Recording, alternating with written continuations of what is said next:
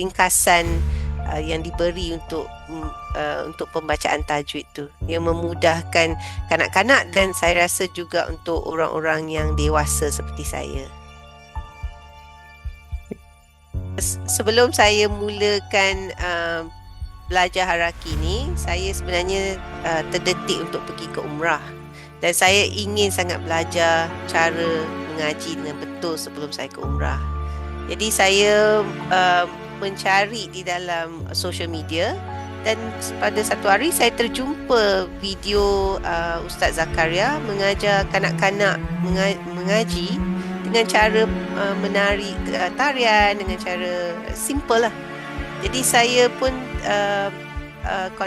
saya contact Ustaz Hadi dan pihak haraki, dan saya mulakan pembelajaran saya secara personal dengan Ustazah Salasia binti Wahab.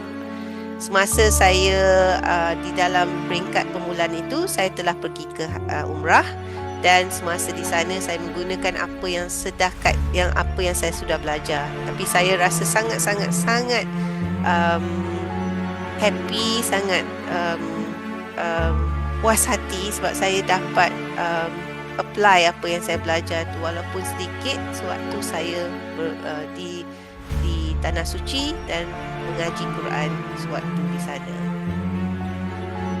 Pada permulaannya untuk memahami tajwid tu dengan mengikut haraki, memang saya rasa seperti seorang kanak-kanak dengan terpaksa membuat tarian, terpaksa menggambarkan dengan cara pergerakan tangan. Agak kekok suatu permulaan, tetapi bila saya memahami kenapa saya perlu buat proses atau pergerakan itu, ia menjadi lebih senang. Dan seterusnya bila saya baca, saya tidak perlu melakukan pergerakan itu terlalu sangat, tetapi ia telah ingrain dalam saya punya kepala supaya membaca mengikut kaedah tarian atau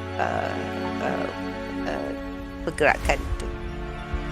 Perubahan yang paling ketara yang saya dapat selepas saya belajar melalui haraki ialah saya punya confidence untuk mengaji. Bila saya bangun pagi selepas subuh, saya nak buka Quran dan mengaji, saya rasa confident dan tidak takut yang saya akan melakukan kesalahan, insyaAllah.